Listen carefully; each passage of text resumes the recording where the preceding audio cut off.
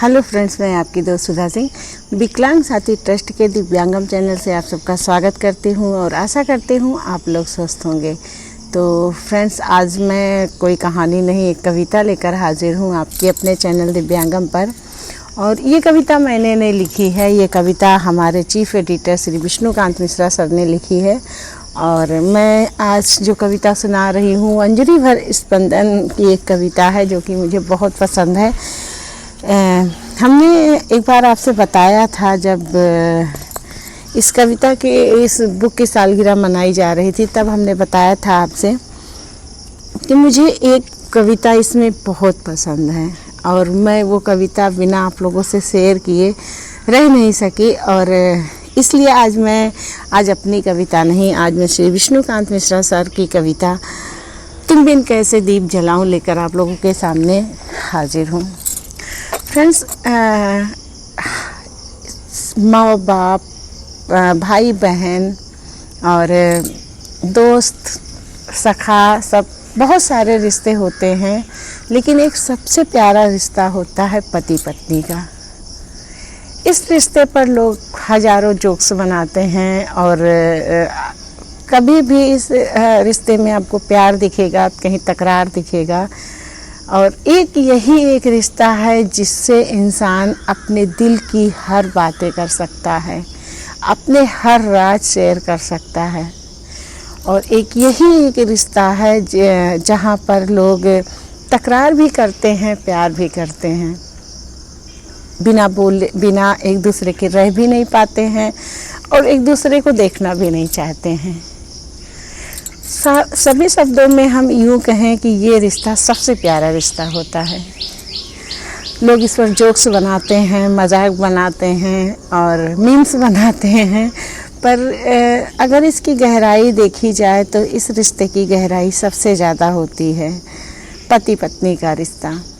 और पहले के टाइम पे, अब तो ज़्यादातर लव मैरिज हो रही हैं जहाँ पर प्यार होता है, फिर शादी होती है और धीरे धीरे वो प्यार जो है अपना रंग दिखाने लगता है और लोगों को मतलब उस प्यार में एक कमी सी आ जाती है जिम्मेदारियों के द्वारा, और बहुत सी बातें होती हैं जहाँ पर एक कमी आ जाती। लेकिन पहले के टाइम पे जब शादियाँ होती थी तो वहाँ पर प्यार तो दूर की बात है, लोगों को ये तक नहीं पता होता था कि किससे हमारी शादी हो रही है, लड़की कैसी है। लोग जो माँ बाप पसंद करते थे, लोग वहीं पे शादी कर लेते थे। और वो प्यार शादी के बाद होता था और वो प्यार जैसे जैसे एज बढ़ती थी वैसे वैसे बढ़ता जाता था। और हमारे देश की ये परंपरा सच में बहुत अच्छी थी। पहले शादियां टूटती नहीं थी, शायद इसी वजह से आज लोगों का डिसीजन रहता है, खुद का डिसीजन रहता है। लोग ये देखते हैं कि कमाने वाली लड़की हो, बहुत सी चीज़ें अपने हिसाब से देखते हैं। शायद इस वजह से आजकल घर ज़्यादा टूट रहे हैं।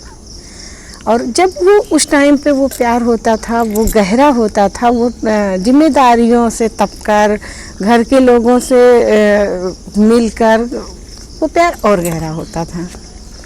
तो आज मैं एक कविता लेकर हाजिर हूँ कि तुम बिन कैसे दीप जलाऊं। श्री विष्णुकांत मिश्रा सर जो अपनी पत्नी श्रीमती मालती मिश्रा जी को समर्पित है उनकी ये कविता। और मालती मैम भी बहुत अच्छी थी, हम उनसे मिले हैं। और एक माँ, एक गृहिणी, एक पत्नी, या यूँ एक शब्द में कहें कि एक संपूर्ण महिला थी वो। और मैं जब उनसे मिली थी, वाकई एक माँ जैसा प्यार था और बहुत अच्छा लगा था। मैं पहली बार जब उनसे मिली थी और मुझे आंटी आज भी याद हैं, और मैं उनके बारे में जब भी सोचती हूँ तो मेरी आंखें भर आती हैं। वाकई बहुत अच्छी इंसान थी। और सर का और मैम का प्यार एक मतलब लगता था देख के ही कि बहुत प्यार है। और बहुत अच्छा लगता था। और मैं आप लोगों को कविता सुनाती हूँ। तुम बिन कैसे दीप जलाऊं, ज्योति कलश बनकर तुमने दूर किया अंतस अंधियारा। ज्योति कलश बनकर तुमने दूर किया अंतस अंधियारा। कहाँ गई हो दूर प्रिय तुम, लेकर मेरा सब उजियारा। ज्योति कलश बनकर तुमने दूर किया अंतस अंधियारा। कहाँ गई हो दूर प्रिय तुम, लेकर मेरा सब उजियारा। पूजा का पल आ पहुँचा है, दिया जलाने किसे बुलाऊं। तुम बिन कैसे दीप जलाऊं, तुम बिन कैसे दीप जलाऊं। ये कविता सर ने तब लिखी थी जब आंटी का स्वर्गवास हो चुका था, उसके बाद ये कविता लिखी थी। और इसमें उनका दर्द साफ साफ झलक रहा है।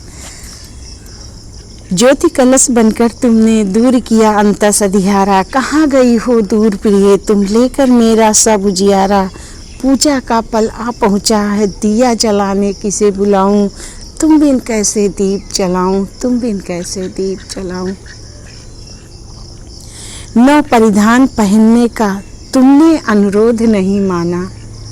नौ परिधान पहनने का तुमने अनुरोध नहीं माना। धारण तन का नया कलेवर, फिर ऊपर अब क्यों जाना था। नौ परिधान पहनने का तुमने अनुरोध नहीं माना था। धारण तन का नया कलेवर, फिर ऊपर अब क्यों जाना था। नौ श्रृंगार किया क्या तुमने, पाँव महावर किसे लगाऊं। तुम बिन कैसे दीप जलाऊं, तुम बिन कैसे दीप जलाऊं। एक पति को अपनी पत्नी की याद हमेशा आती है, या एक पत्नी को ये एक दर्द अगर ऊपर वाले ने एक अच्छा दोस्त दिया, पति के रूप में एक अच्छा हमसफ़र दिया, तो फिर जो है अक्सर जब ये बिछड़ जाते हैं तो एक दर्द होता है, एक कष्ट होता है। वो दर्द शायद वही समझ सकते हैं जिनकी पत्नियां ना हो या जिनके पति ना हो। हर पल, हर क्षण, हर वक्त वो सिर्फ यादों में घिरे रहते हैं। कोई भी काम करते टाइम उन्हें अपने पत्नी की या अपने पति की याद जरूर आती है। करवा व्रत भी किया न तुमने, खिड़की पट से चांद न झांका। करवा व्रत भी न किया तुमने, खिड़की पट से चांद न झांका। इस अंधियारे निर्मोही से जीवन का आशीष न मांगा। धरती के आंगन में बैठा कैसे तुम्हें गुहार लगाऊं।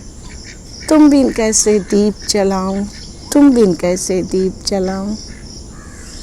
करवा व्रत भी न किया तुमने, खिड़की पट से चांद न झांका।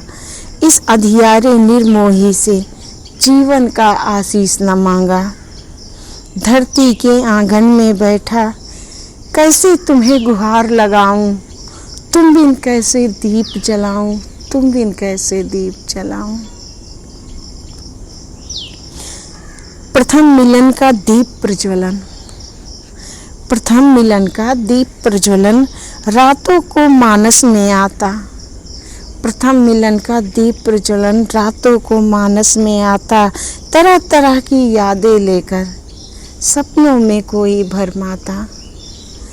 प्रथम मिलन का दीप प्रज्वलन रातों को मानस में आता। तरह तरह की यादें लेकर सपनों में कोई भरमाता। स्मृतियों के सुगम सरोवर से ही अपनी प्यास बुझाऊं। तुम बिन कैसे दीप जलाऊं, तुम बिन कैसे दीप जलाऊं। ये कविता शायद मैं उस भाव से आपको नहीं सुना पाई हूँ जिस भाव से इसमें लिखा गया है। और आप लोग जब इस कविता को कभी पढ़ेंगे तो वो भाव खुद अंदर आ जाता है।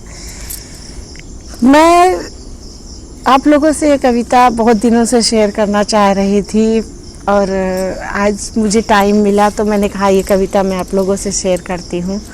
ये कविता मुझे बहुत पसंद है। आप इस कविता को पढ़ेंगे तो आपके जीवन में एक एहसास होता है कि एक पति के बिना या एक पत्नी के बिना एक इंसान की ज़िंदगी कुछ नहीं होती है। प्रकृति का निर्मम कहिए कि मैं नहीं बोल पाऊंगी। मैं इस कविता के बारे में शायद नहीं बोल पाऊंगी क्योंकि ये कविता वाकई मुझे रुला देती है। जब भी मैं इस कविता को पढ़ती हूँ मेरी आंखें भर आती हैं और मुझे ये कविता बहुत अच्छी लगती है। इस कविता में पूरी जिंदगी के सार को समेट के रख दिया गया है। तो फ्रेंड्स, अगर ये कविता पसंद आए तो प्लीज़ आप लोग लाइक कीजिएगा, कमेंट कीजिएगा, शेयर कीजिएगा। और मैं जानती हूँ मैं इस कविता को उस भाव से नहीं सुना पाई हूँ जिस भाव से इस बुक में लिखी गई है। मैंने कोशिश की है वो भाव लाने की। और हाँ, आप लोगों से एक चीज़ कहना चाहती हूँ, आपकी पत्नी, आपके पति जैसे भी हैं, आप उन्हें अपनाइए। अच्छा है ना कि कहते एक कहावत कही गई है कि लड़नी रात अच्छी है, बिछड़नी रात नहीं अच्छी है। तो आप लोग अपने पति या अपनी पत्नी से लड़िए, झगड़िए, मनाइए भी, क्योंकि ये रिश्ते का यही प्यार होता है। और लेकिन हाँ, आप उन्हें ये इतना दर्द मत दीजिए कि जब वो आपसे बिछड़ जाए तो आपके पास पछतावा के अलावा कुछ ना रहे। पति पत्नी का रिश्ता बहुत प्यारा होता है, बहुत अच्छा होता है और आप उसे वैसे ही अच्छा बनाए रखिए। आप लोगों से हाथ जोड़ के रिक्वेस्ट है, आप अपने पति को पूरा सम्मान दीजिए, अपनी पत्नी को पूरा सम्मान दीजिए और एक दूसरे के साथ एक खुशनुमा लाइफ बिताइए। और बच्चों को भी आप लोग जब अच्छे से रहेंगे, अच्छे से प्यार देंगे तो बच्चों को भी आपके ये चीज़ें अच्छी लगेगी। वो भी आगे चलकर अपने परिवार से वैसे ही प्रेम करेंगे। तो मैं आप लोगों से बस यही कहना चाहती हूँ कि आप लोग अगर घर में अपने आपस में प्यार से रहेंगे तो आपकी फैमिली भी बहुत खुश रहेगी, बहुत अच्छे से रहेगी। अक्सर क्या होता है कि मियाँ बीवी की लड़ाई में पूरे परिवार को सफ़र करना पड़ता है और लोग जब तक रहते हैं साथ में लड़ते हैं, झगड़ते हैं, लेकिन ये कमी तब खलती है जब दोनों में से कोई एक दूसरे का साथ छोड़ के चला जाता है। पति पत्नी का रिश्ता इसीलिए शायद कहते हैं कि सबसे अच्छा है, क्योंकि वो एक दोस्त भी होता है और एक हमसफ़र होता है और जिससे आप अपनी बातें शेयर कर सकते हैं, जिसके ऊपर आप मजाक बना सकते हैं, जिसको आड़र लगा सकते हैं, जिससे बच्चा बनकर बच्चे की तरह आप बिहेव कर सकते हैं। हर चीज़ इस रिश्ते में होता है और बस मैं आप लोगों से यही कहना चाहती हूँ कि आप लोग प्लीज़ एक दूसरे की कद्र कीजिए, एक दूसरे का सम्मान कीजिए और इस रिश्ते को जो है अपने प्यार का आकार दीजिए। और अक्सर अब यही होता है कि लड़ाई झगड़ा और किसी न किसी बात को लेकर टेंशन होता है, सबकी लाइफ में होता है, लेकिन अच्छी बात यह है कि आप उस टेंशन को अपनी ज़िंदगी पर हावी मत होने दीजिए। आप इस टेंशन को, ठीक है लड़ाई हुआ, झगड़ा हुआ, आप दोनों बैठ के उस बात को सुलझा लीजिए, सबसे अच्छा सॉल्यूशन है। और आप एक दूसरे से बात ना करना या एक दूसरे की बातें किसी तीसरे को लाना, ये भी बिल्कुल गलत है। कभी भी आप दोनों मियाँ बीवी की लड़ाई हुई है तो आप लोग खुद बैठ के उसे सुलझाइए, लेकिन आप किसी तीसरे से अपनी बातें मत कहिए।